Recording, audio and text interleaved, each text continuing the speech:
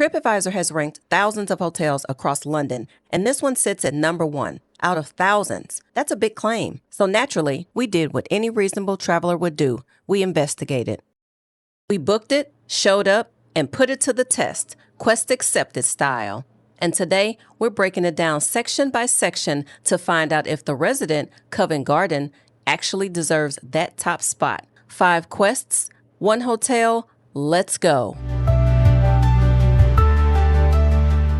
All right, quest 1, first impressions. And it starts before you even walk through the door. From the outside, the Resident doesn't exactly scream #1 hotel in London. Honestly, it kind of blends right into the street.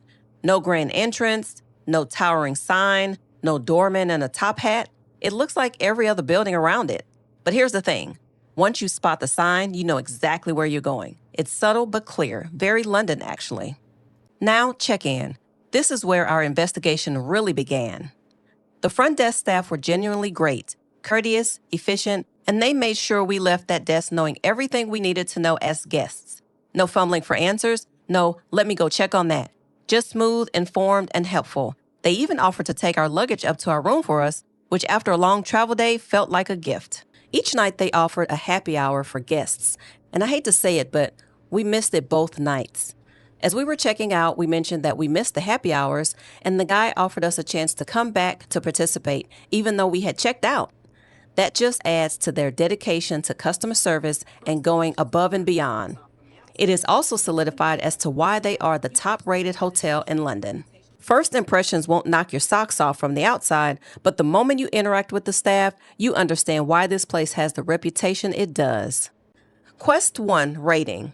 Before I give the rating, I want to explain exactly what we are rating. On a scale from 1 to 5, we'll give acceptance points based on arrival and first impressions, the room, and location and walkability. Quest 1, first impressions, earns 4 out of 5 acceptance points. The exterior blends in, but the check-in experience absolutely delivers. Quest 2, the room. No, your room does not automatically come with balloons and champagne. Before we arrived, the hotel emailed us asking about bed preferences and whether we were celebrating anything special. I mentioned it was a late birthday, and when we walked in, there were balloons on the bed, champagne on the table, and a handwritten card from the staff. That's not a standard feature. That's a hotel paying attention. Really nice touch. Now, on to the room itself. First impression, simple. The layout is clean, modern, and practical. Everything has a place and nothing feels wasted. For Central London, the size is exactly what you would expect. Compact, but not cramped.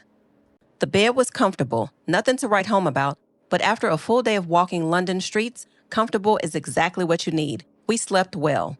Now, let's talk about outlets. Because as travelers, we know the outlet struggle is real.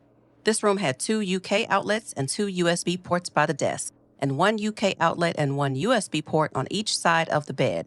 No stringing cords across the room, no fighting over who gets the 1 outlet. Speaking of outlets, fair warning, if you're coming from the rest of Europe or the US, do not make our mistake. We showed up with European adapters, the ones with 2 prongs. UK adapters have 3. The front desk caught it immediately and pointed us to a nearby market to grab the right ones. Saved us a headache. Another point for the staff. Now, here's something you don't see in the average hotel room, a kitchenette. We actually used this. We made a run to Tesco, came back, warmed up some snacks in the microwave, and ate off actual plates with actual silverware. In a hotel. In Central London. For anyone staying more than a night or 2, you will appreciate this more than you realize.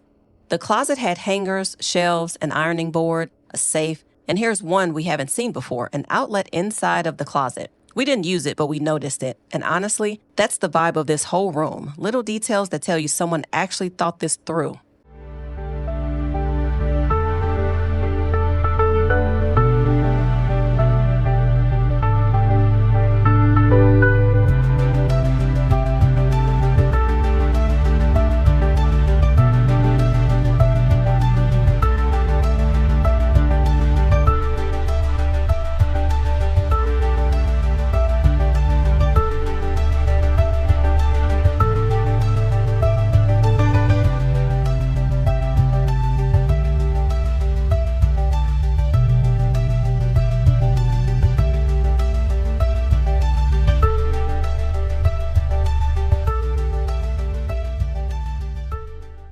Now, the not so great.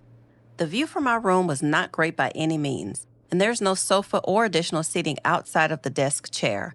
After a full day of walking London, having somewhere to just sit and relax that isn't the bed or a desk chair would have been a welcome addition. We stay in a lot of hotels, and a couch is always a bonus. We get that space is limited in central London, but it's noticeable enough to mention. The bathroom was a decent size. It was clean, modern, and the water pressure was excellent. There was also a heated towel rack. And then there was the bathroom speaker. The TV audio pipes directly into the bathroom, so you can still hear it while you're in there. Interesting concept. The catch? The volume control is outside the bathroom. We had a laugh about that one. Quest 2, the room, earns 4 out of 5 acceptance points from us. Smart layout, great kitchenette, comfortable bed, and thoughtful little details throughout. The missing sofa and the view hold it back from a perfect score, but honestly, not by much. All right, Quest 3, and this one might be the most important quest of them all for anyone planning a London trip, the location. Everything we needed was within walking distance. For a huge city like London, that's a big deal. Need groceries? Tesco is a short walk away, and yes, we already told you about that Tesco run in Quest 2. Need a quick bite to eat in the morning? There's a Greg's right around the corner. Need a quick dinner? There are plenty of restaurants and pubs within walking distance. For dinner one night, we walked to Nando's, which was just around the corner. The location gets better. Leicester Square is a 5-minute walk. Trafalgar Square is a 5-minute walk. The West End theaters, Jubilee Market, world-class restaurants, shops, all of it within easy reach on foot. If this is your first time visiting London, this location is almost impossible to beat. You spend your time actually seeing the city instead of navigating it. And if you do need to hop on a bus at any point, there are bus stops right across the street from the hotel. So the option is there. One thing the front desk told us that actually reframed how we thought about this hotel is that the Resident is intentionally designed without an on-site restaurant or a big lobby. They want you to be out in the neighborhood. They want you exploring. And when you're in Covent Garden, that's honestly exactly the right call. Why eat at the hotel when London is right outside your door? Even though they don't have an on-site restaurant, they will order coffee for you from a local cafe and have it delivered to your room. One more point for the staff. For first-time visitors especially, this location does a lot of the work for you. Quest 3, the location, earns a perfect 5 out of 5 acceptance points. Leicester Square, Trafalgar Square, a 5-minute walk away. Everything else was in easy reach. The location alone makes a strong case for this hotel. All right, Quest 4, the verdict. Does it deserve number 1? The one you've been waiting for. Does the Resident Covent Garden actually deserve the number 1 spot on TripAdvisor?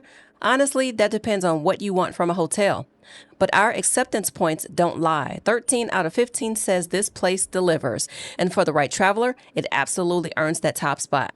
It's reasonably priced, the location is spot on, and it doesn't pretend to be something it's not. Instead of piling on unnecessary extras, it focuses on what guests actually use, and it does those things really well.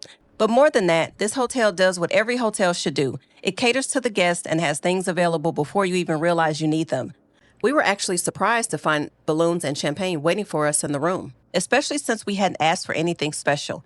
It showed that the hotel actually paid attention to the details we shared before arrival and cared enough to make the stay feel personal for us.